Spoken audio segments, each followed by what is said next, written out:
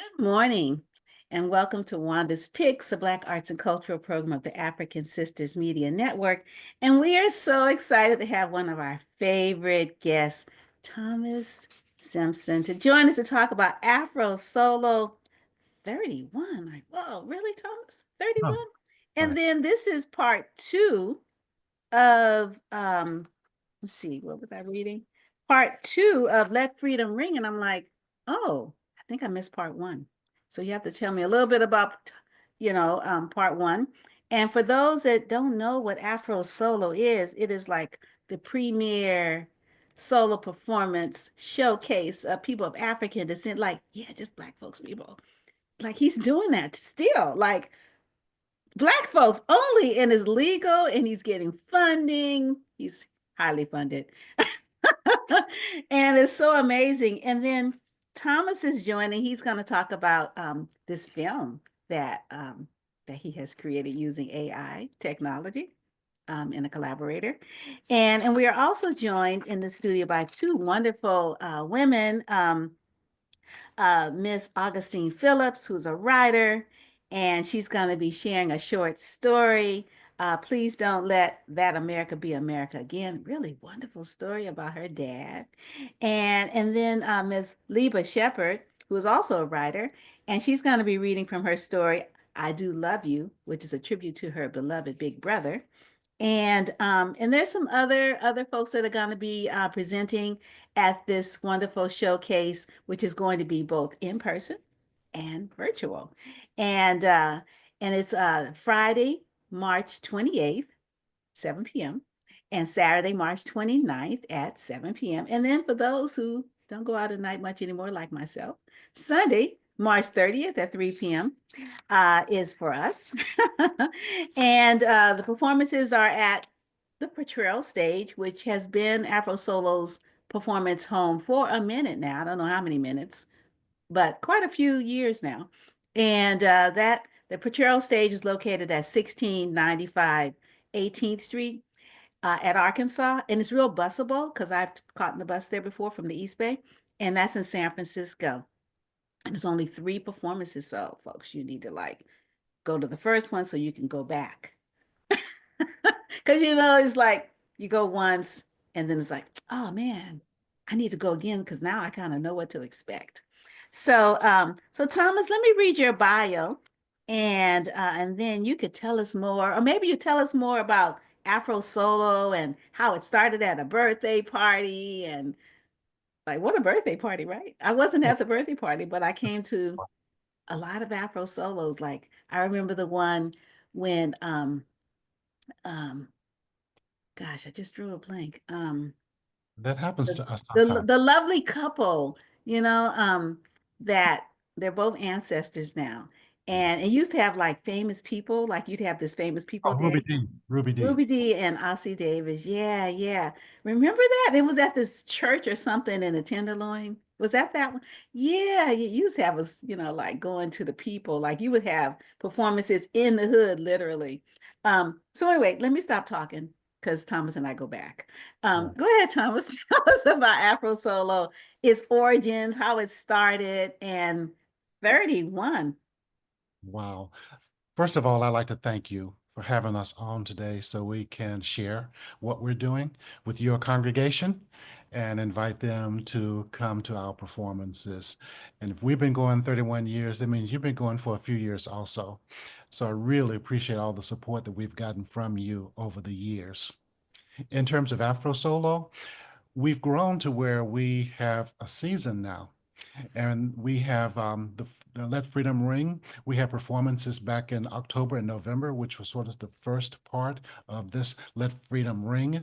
And the idea has to do with, civil rights and the political situation. And in some ways, things are kind of tending to move us backwards, that we don't want to have, where we don't want to have to go. So this idea of letting freedom ring no matter where we are, or who we are, or what we're doing kind of resonated with me as a theme, and it resonates throughout the different pieces. This year, or this second iteration of Let Freedom Ring, we have some wonderful artists. But before I do that, I will remind some of your congregation that AfroSolo started as a result of a birthday party that I threw back in 1991 when I was turning 39. And I was thinking, okay, that's it. I had a great party. Good. No big deal. The next year, people asked, what are you going to do this year? So we had another birthday party. Then the next year, we had another birthday party.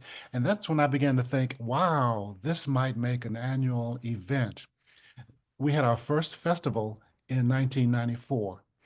Ruby Dee was our special guest in 95. I will never, as long as I'm in my right mind, forget her or her performance. And she told me something that I've taken to heart, and that is in the arts, sometimes before someone goes on, you say, break a leg, break a leg. And I told her, break a leg. She said, Thomas, we don't say that anymore. I said, ooh, what do we say? She said, we say, go soar. So now I tell people to go soar as a result of speaking with her. This year, as you mentioned earlier, we have some wonderful artists, and we have a plethora of mediums in that we're going to have a gospel and spiritual mini concert given by a gentleman by the name of Douglas Haynes. And Haynes is part of a pretty famous musical family here in San Francisco, but I don't think he has done in a long time a concert of his own. So I'm very excited about his concert. And the title of his concert is Songs That Feed My Soul. And he will be accompanied by a debonair pianist, Dr. Carl Blake, who has been in a number of Afro solo events. It's just superb. So I'm really looking forward to that. The film that you mentioned, little Jimmy finally reaches the promised land, is a piece that I wrote a few years ago. And it has to do with looking at urban renewal from a child's innocence point of view. I teach a class where I met Augustine at the Dr. George W. Davis Senior Center in San Francisco. They have a number of artists working with the people in the community. And one day a gentleman came in and we were introduced to him. His name was Hugh Lehman. And he said that he did artificial intelligence filmmaking. And I thought, number one, what is that? But after he explained it, and I sent him some photos, and he gave some examples of what he does, I thought, this might work for little Jimmy. So I posed the idea to him, and he said yes. So that's where the idea of doing an AI version of little Jimmy comes from. But in terms of complete openness, he, as a filmmaker, he's not an African American. He is Caucasian.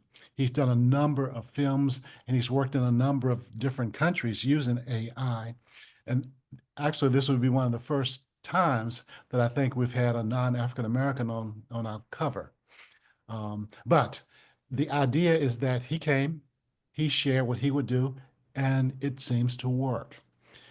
Now we have another person who's going to be on the show, other than the two who are here, who you may not have any information on because this is new. His name is Barry Graves. What I've been doing recently is going into the community, doing many workshops on the idea of how can we survive a police stop, because I get so concerned about people, especially Black people, being hurt or killed by police. I've come up with this idea that what can the individual do that might lower the temperature so that that person gets to go home? I found that one of the main objectives of police is to go home. And I'd like to take that over to anyone who has contact with the police. And so I call it Stop, Show, and Control, the art of surviving a police stop. So we will have a performance around that and have some discussions around that. And on the Saturday night, the 29th, we will have a mini program where I plan to have a lawyer or some other community people do a post-performance discussion around this issue. Does that give you enough to kind of get started? Yeah, I just wanted to ask you how to survive a police stop.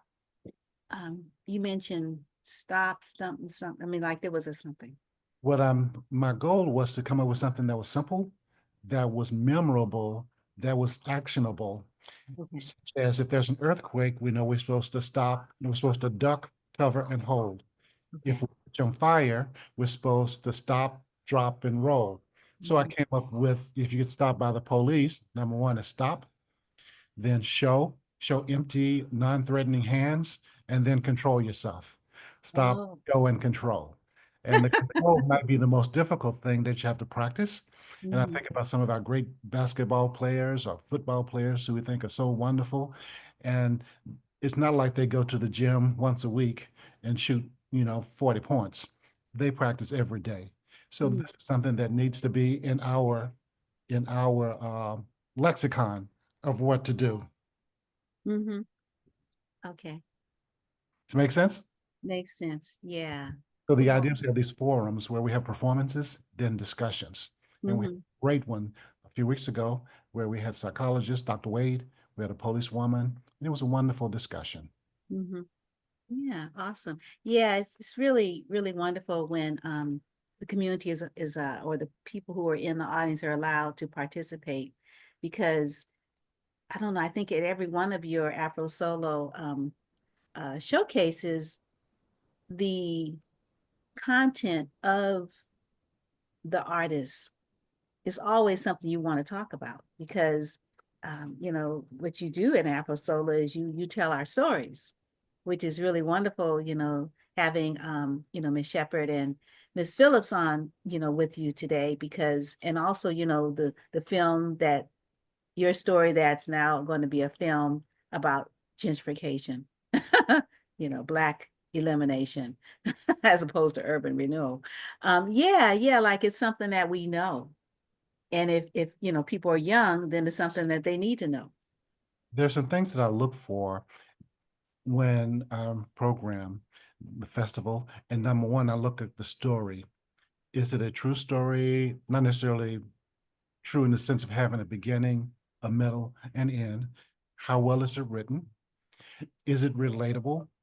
And how well it will be performed or read. So those are some of the things I take into consideration so that each time we do a performance, hopefully it's something that people will be touched or moved by. And you are a great model because you have a lot of stories in you. Y'all do. And Yeah, no, I know, but like people aren't used to telling their stories. So you model. and that I know we're gonna get to our other guests, but they're a great example of someone who came to a writing workshop. And in Augustine, she can tell you that she didn't have any idea of what to expect. But by Mhm. her working with me through the format that I use, she has created a book of wonderful stories that we're hoping to get published. And in Libah's, she has this wonderful story also that she'll share with you that is not something that just happened overnight. It Mhm. a lot of courage and a lot of vulnerability to share. Now, Mhm. I'll zip it for a few minutes. Yeah, certainly, certainly.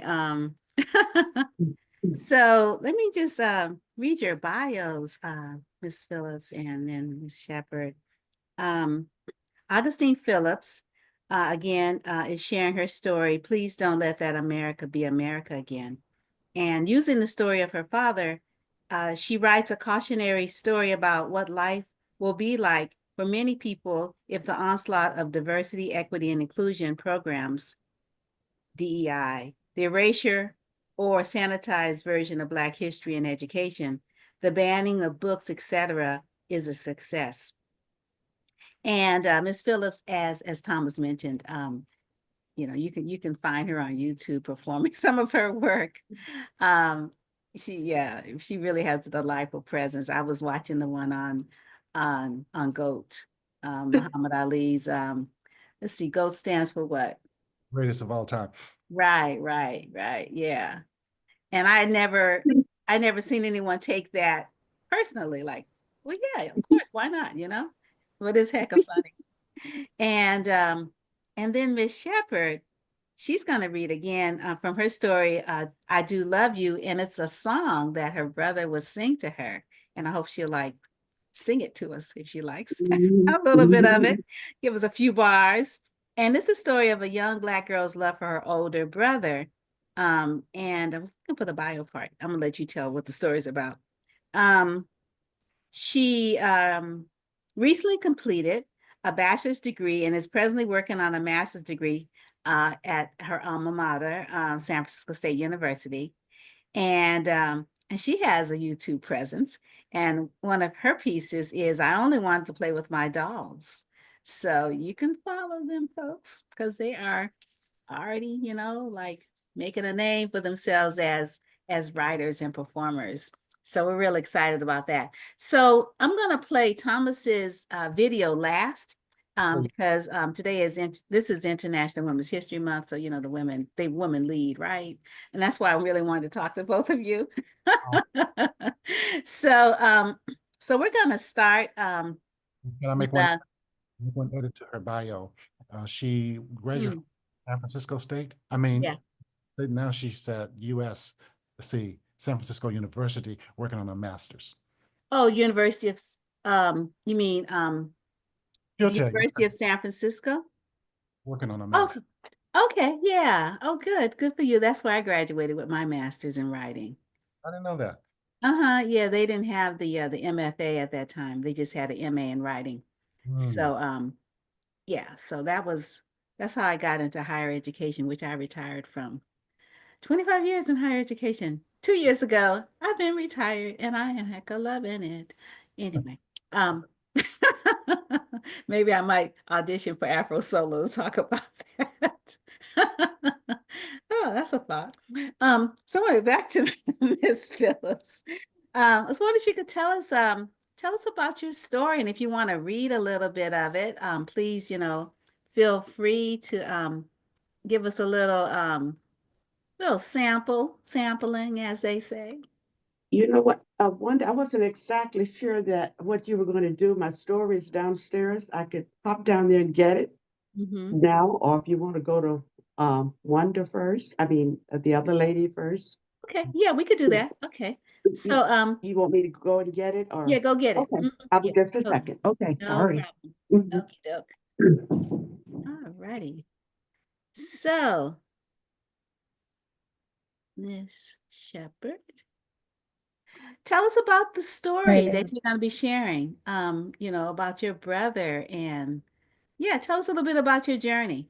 And then if you'd like to share something from the work, please, I hope you have something, already chosen that's real juicy. I was not prepared myself to share something from the works. I wasn't sure about how this interview was quite going to go.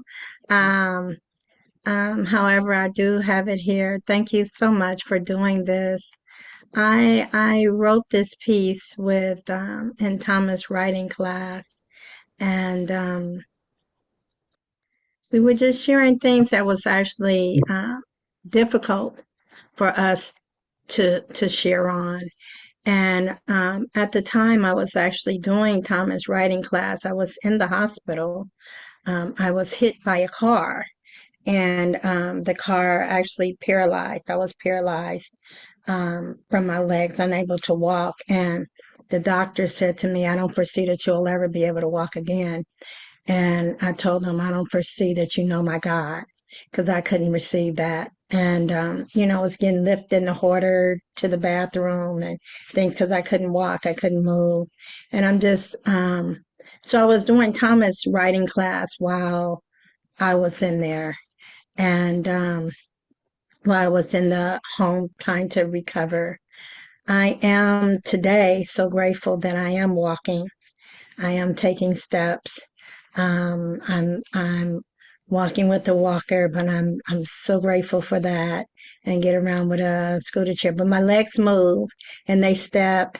And actually, 2 nights ago, I was dancing, and so I had somebody to record me because I could not believe it. I love, love, love dance. And one of the things that my oldest daughter, who's a nurse, who really helped me to get through a lot of this, one of the things she said to me is, "Mama, I pray you'll be able to get back to your dancing because dancing is my happy space. You know, we all have these happy spaces, and dances has always been for me.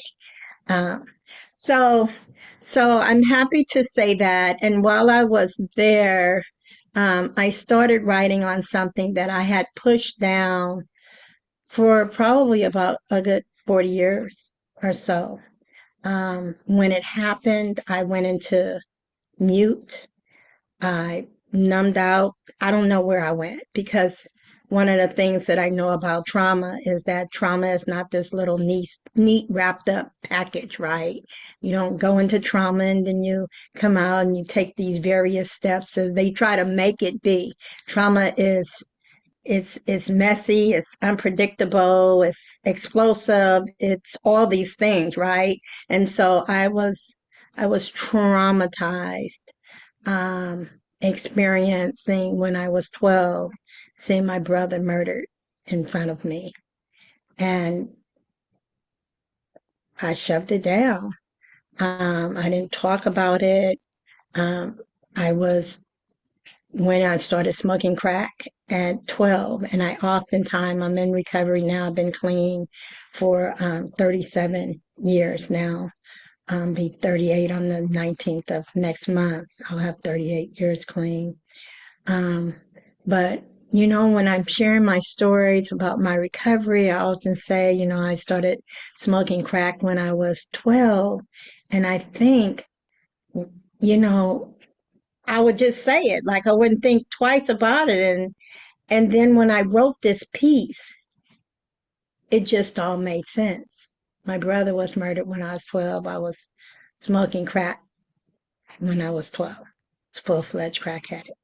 So that's what the piece is about, and it's kind of about my love of my brother, who I did not have a long relationship with. I didn't know him for long, but when I met him, we instantly fell in love with each other. We just, I don't know if you know about that love at first sight. We just fell in love with each other. This was my big brother, and I was his little sister, and he was not about to let anybody harm me. And I felt so protected. And this was in Compton.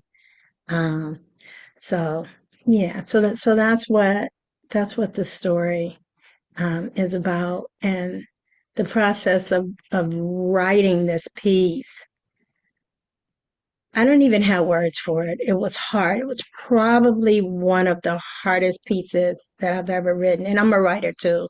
I've also have a book that's published, as is for safety, the ABCs of ending child sexual abuse. And it's a children's book that teaches children how to protect themselves from a predator.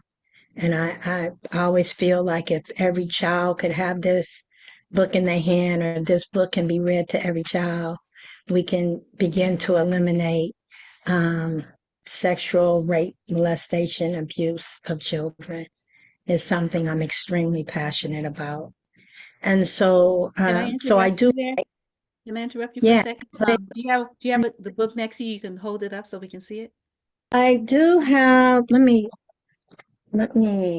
grab if you give me a second, I'll grab a copy here. Okay.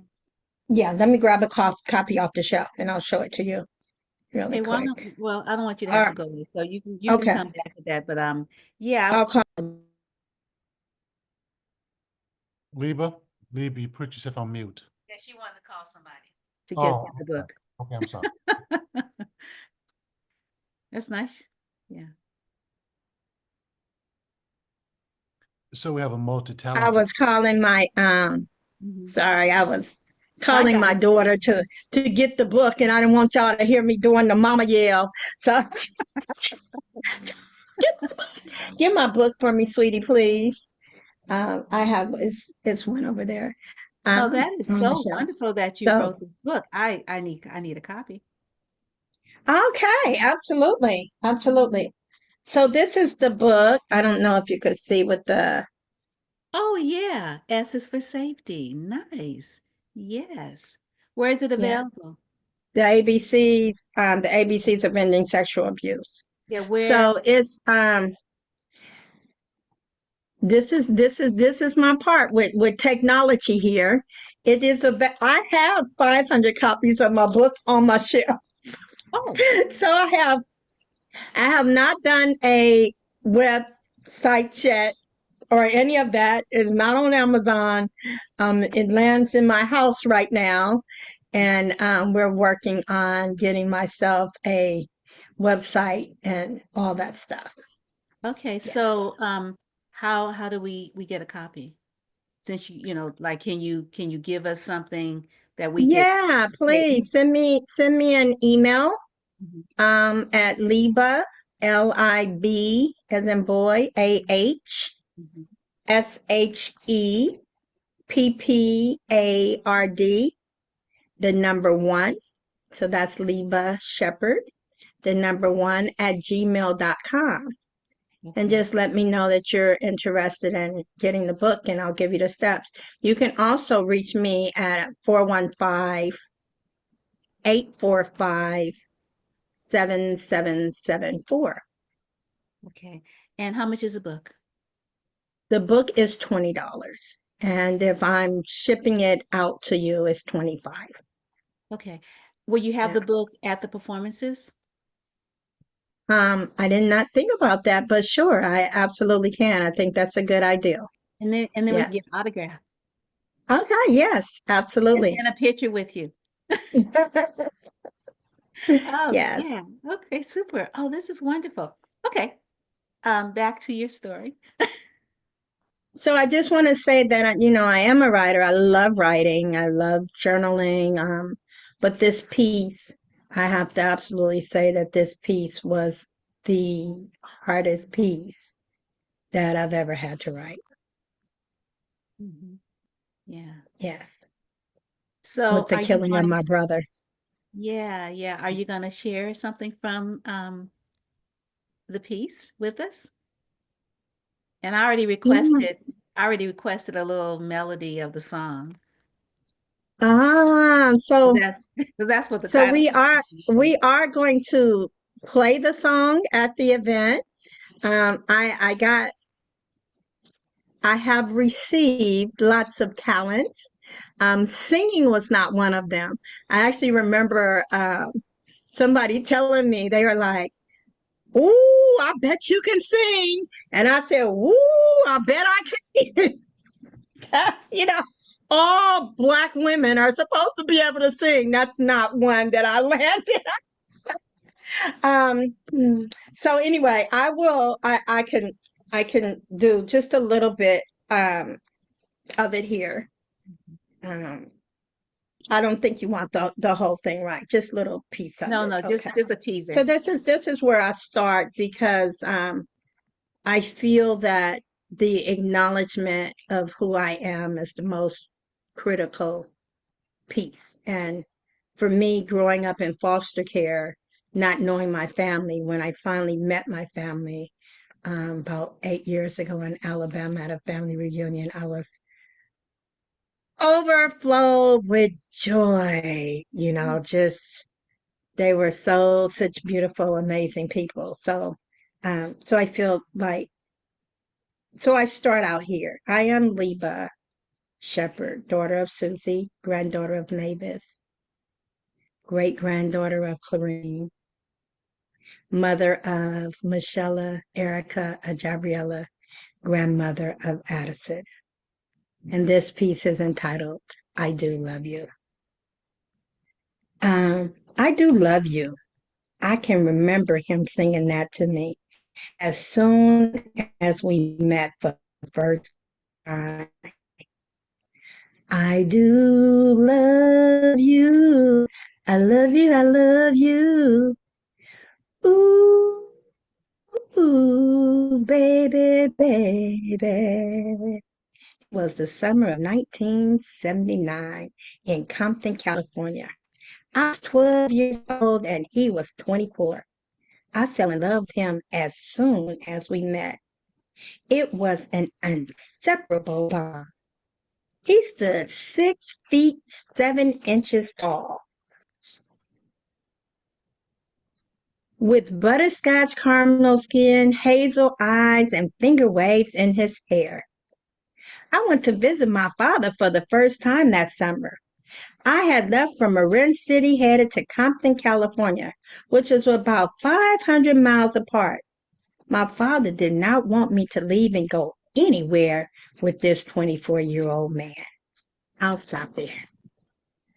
So Yeah. that's kind of the start of it, and then we keep going and going, and you learn more and more about the experience um, of the death of my Right. brother.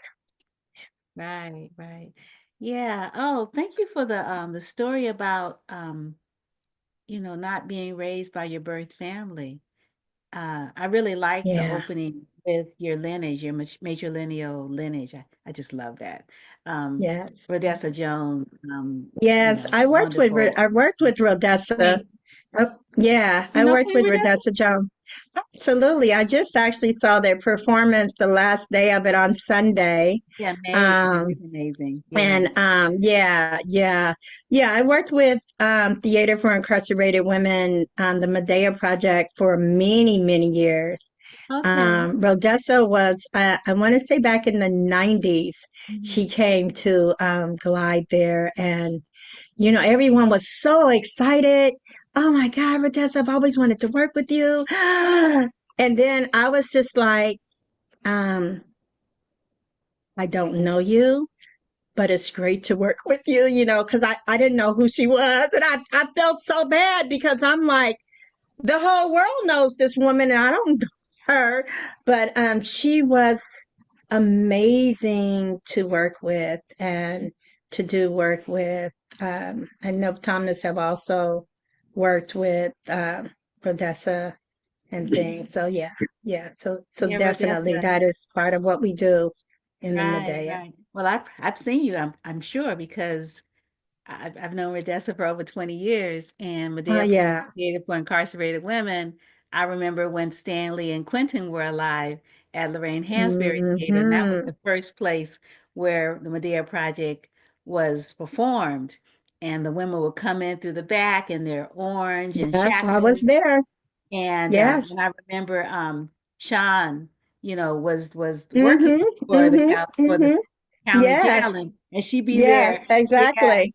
Sean Yes. Reynolds. Yeah, Yes. yeah. Yes. She Okay. was. Yeah, I was there, Mm-hmm. and we'd go into the jails and work with them, and Mm-hmm. yeah, Mm-hmm. Sean Yeah. was amazing. Just very powerful, very, very powerful Mm-hmm. work. Yeah. Yeah, yeah. And now, to see Angie and um Mm-hmm. and our other sister. Well, Yeah. this thing about Felicia, not yeah, I used remembering, to yeah, go into the Felicia. jails. Yeah, I used to go into the jails when Angie was in the jails. And I remember Sean Rental saying, I don't know how many of these people is going to make it, but she's going to make it. Mhm. She's going to make it. And I remember Sean saying that. But yeah, I remember Angie in the jails, and us working with her and writing the piece and our Yeah. pieces. Yes. Yeah, yeah. Yeah, all Yeah. hail Queen Rhodessa. Yes, yes, yes. Yes. Yes. Oh, wow, this has been a wonderful conversation. So now we're going to invite your colleague, Miss Phillips, back into the conversation because she has gotten her materials. So thank Mhm. you again, and looking forward to your performance and also to having some more conversation. I'd like to talk to you more about this book, The ABCs of, what's the name again? ABCs. Ending childhood sexual abuse. Yeah, yeah, I'd love to talk to Yes. you more about that, just you and me, just word out Absolutely. to other people, particularly since you Yes. got 500 copies of that book. They need to leave your office. They need to be in Well, people's hands. I probably have about 300 now, or 350, something like that. But They're moving too yeah, slowly. yeah, They need to fly off your yeah, shelf yeah. because that's an issue and that we don't talk enough about. Exactly. Yeah, We've cool, had cool. Thank you again. we've had some post-show performance discussions around that issue.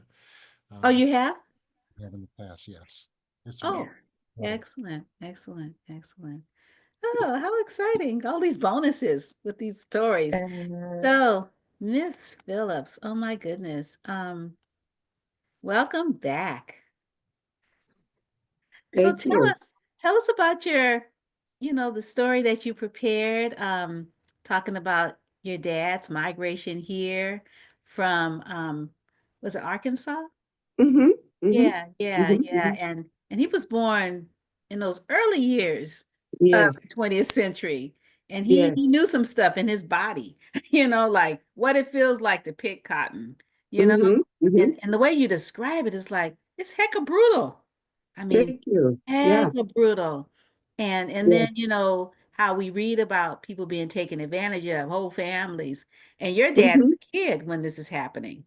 You Right. Right. yeah, yeah. So but it's so wonderful that he talked to you, like he shared a story, because I hear a lot of times, like my family included, we're from Louisiana and Mississippi. I was born Yeah. in New Orleans. Um, People don't share. They don't share the story. You don't know your family history, but you got Mm-hmm. it, which is Yeah. amazing. And now you can share with us. So tell Oh, us, I'm gonna stop talking. okay. Talk to Okay. us. Well, I would just like to say my even being here on this podcast with you and meeting Thomas and going to the writing class, that's the whole story. That's going to be a story.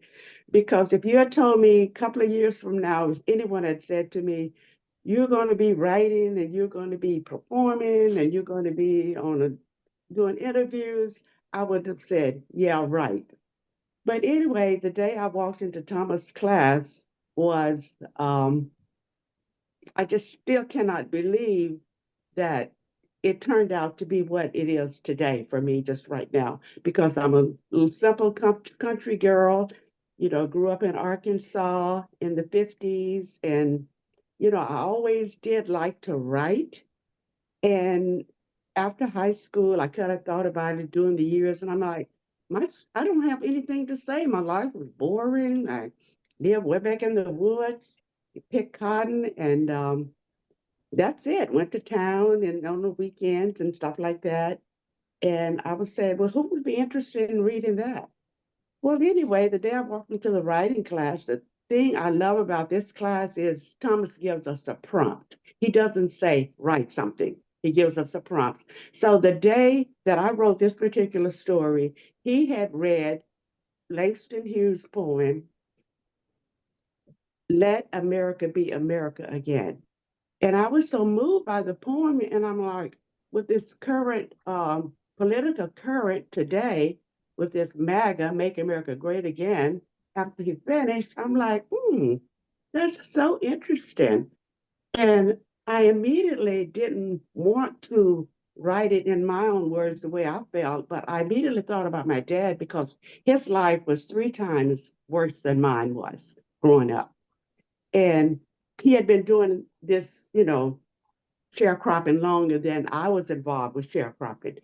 And I said, okay, I'm going to write it with the thought like my dad is, responding to the poem, like he's heard it and he's read it. I'm going to tell his story.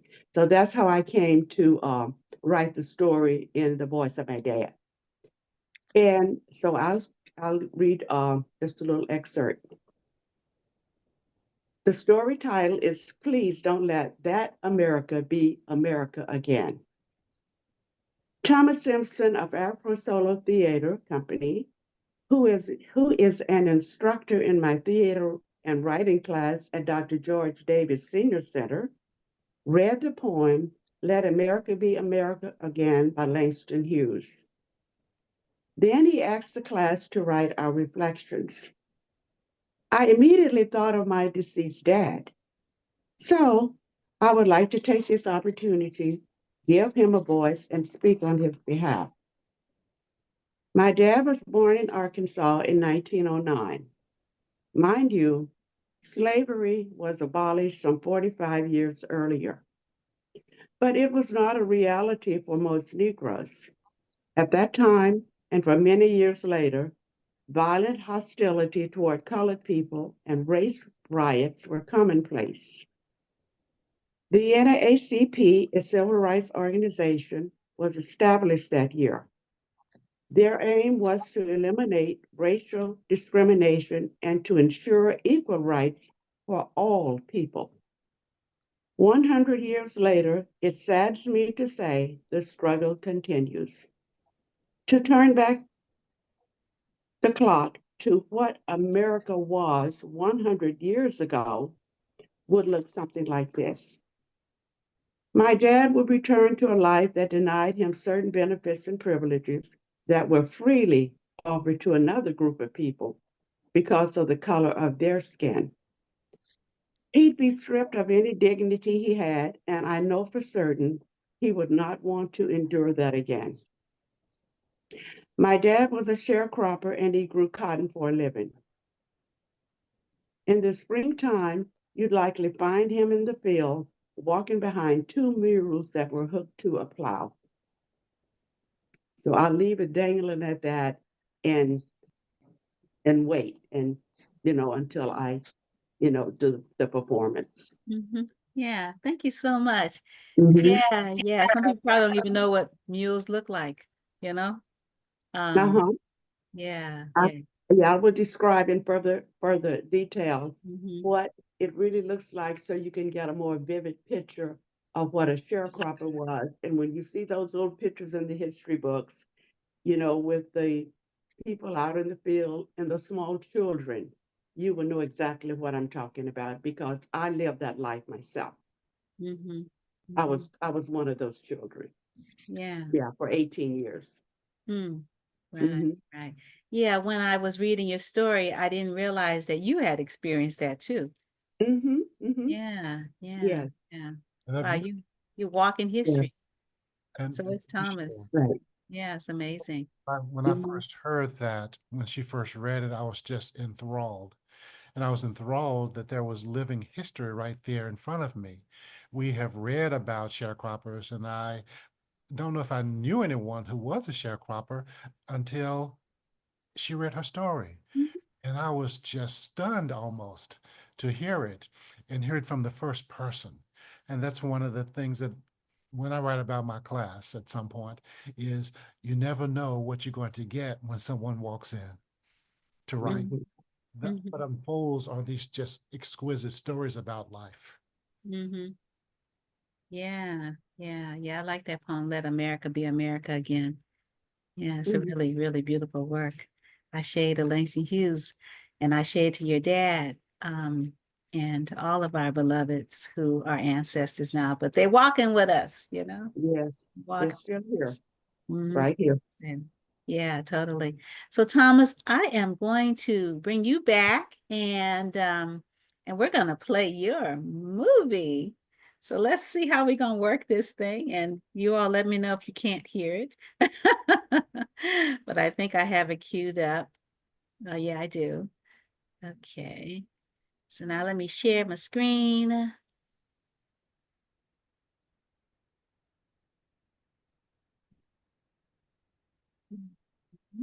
So do you all see it? Yes. Yes. Hmm. Hmm. Cool.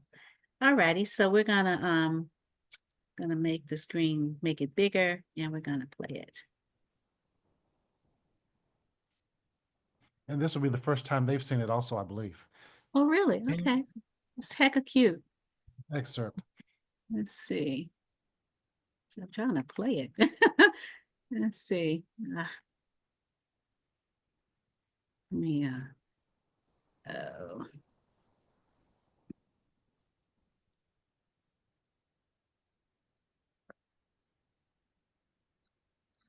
Mhm.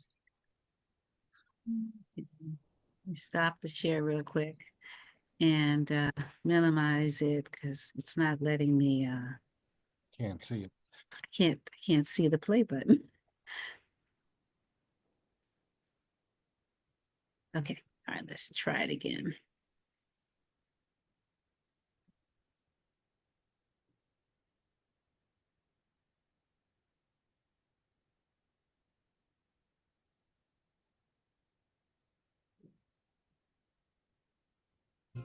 My mommy and daddy gonna be moving soon.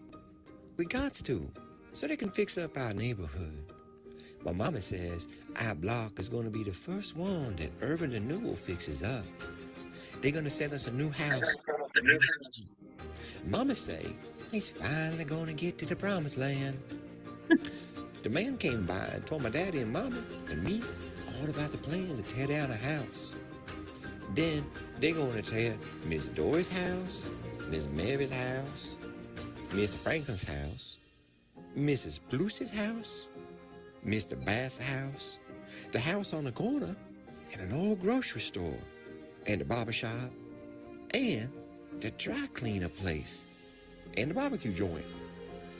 Then they're going to put in some new streets and sidewalks. You know why they're going to put in a new sidewalks?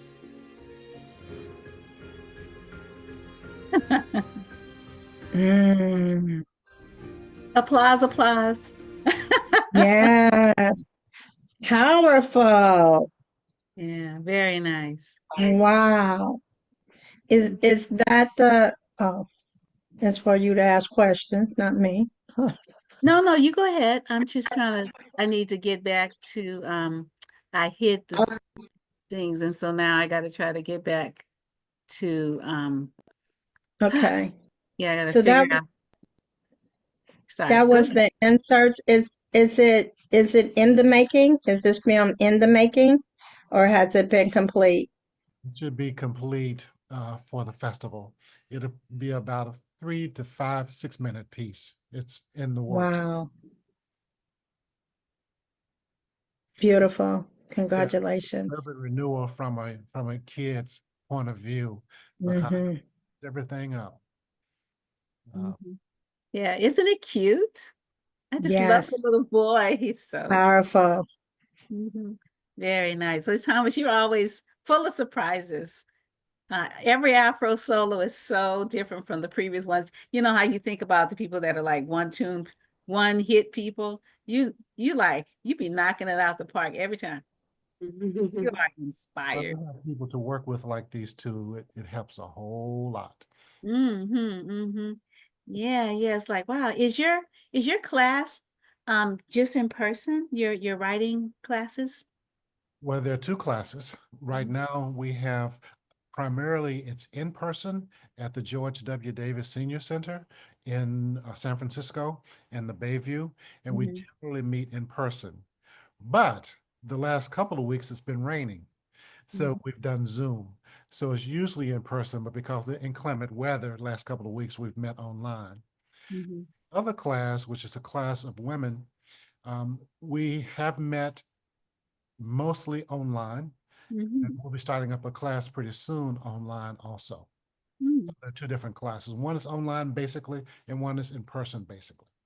Oh, well, let me know. I like writing classes. Okay, And, great. and these women have like some marvelous stories. I'm like, ooh, that might be fun. I mean, you've been doing this forever. But I've never participated as You will. student or anything.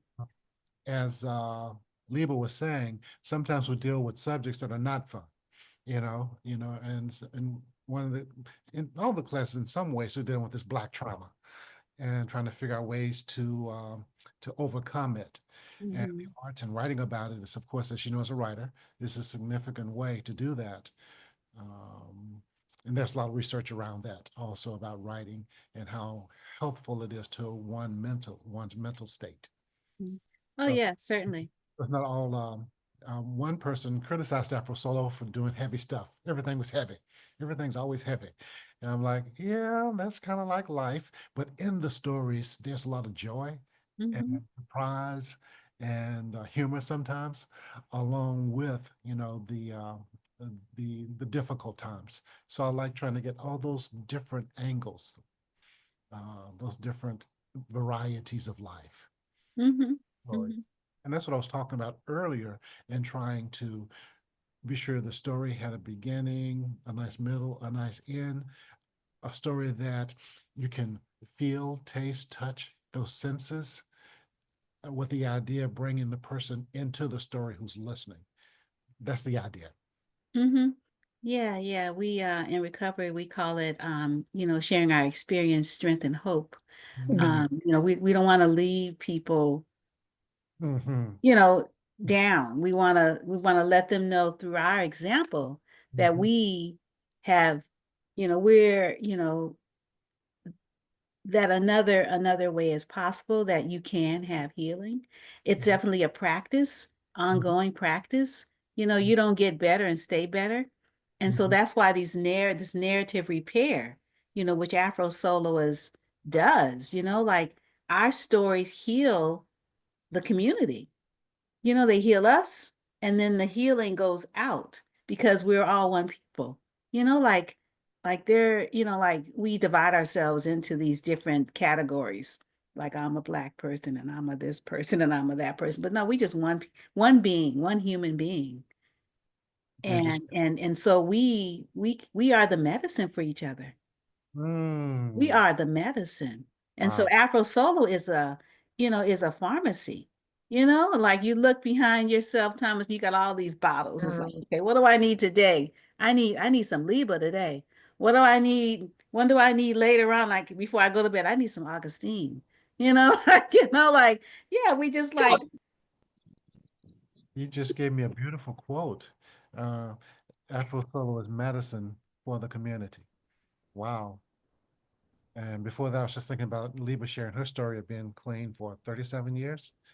I just find that's amazing because I can't pass up a pint of ice cream.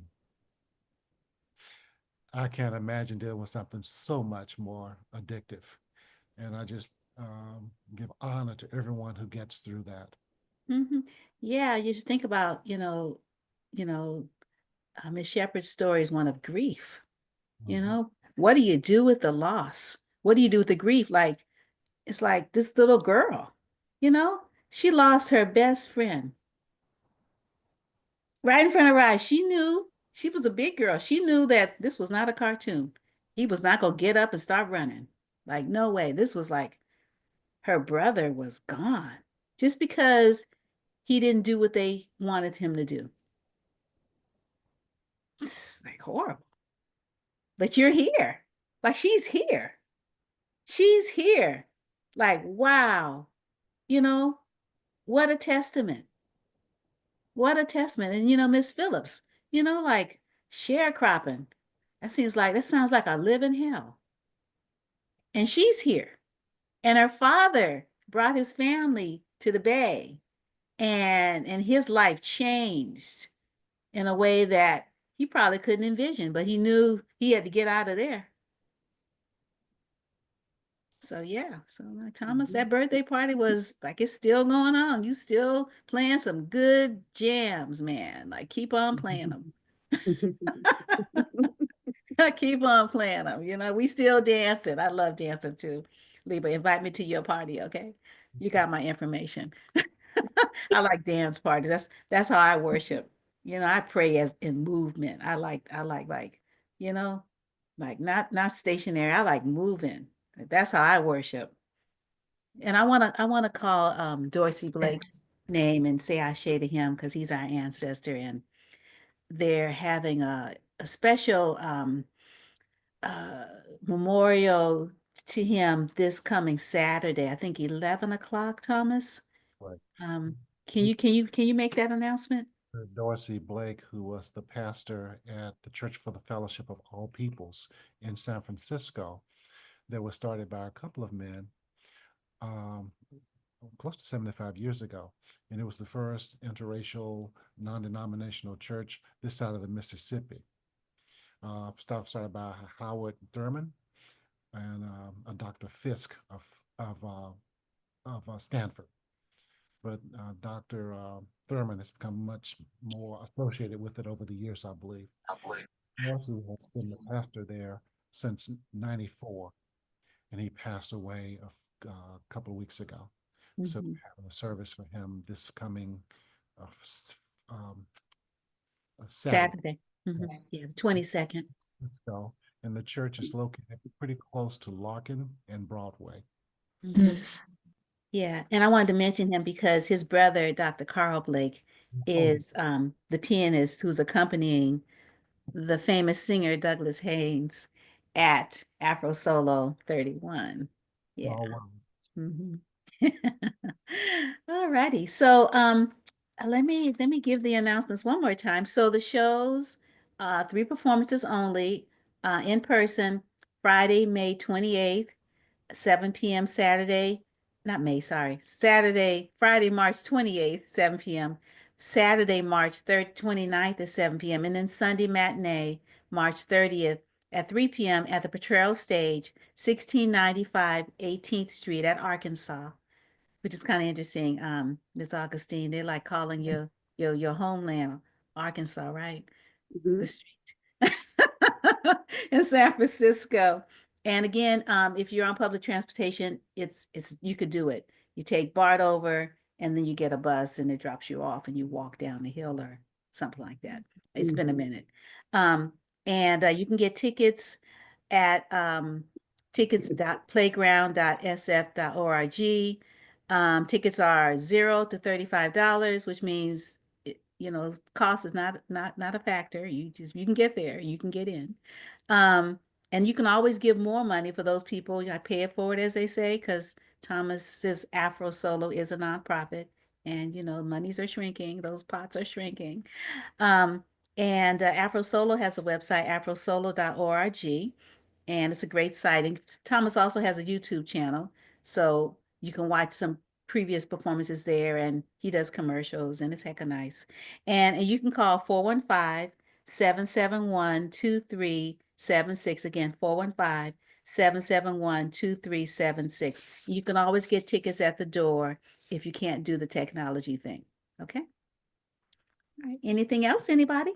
Just thank you so very much from me. Oh, you're quite welcome. It's been hecka lovely having all of you on. Miss Sheppard, Miss Phillips, Thomas, you're always a joy. Yeah, thank you so Mhm. much Yes, for joining us. thank you. You're quite Thank welcome. you. You're welcome. Thank Appreciate you, you. Wanda. You're Thank you quite for having welcome. me. Mhm. You're welcome.